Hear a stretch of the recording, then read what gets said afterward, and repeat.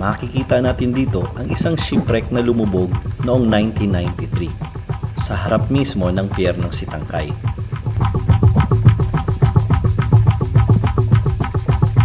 Pinamamahayan ito ngayon ng klase-klaseng pelagics at mga reef fish.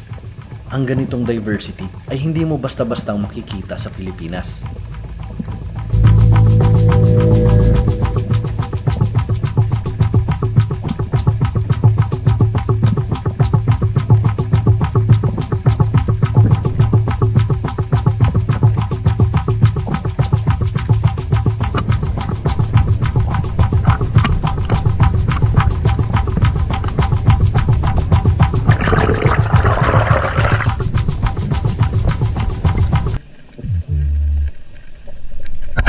Sa YouTube channel naman ni Bap, parang heaven ito para sa mga Spiros.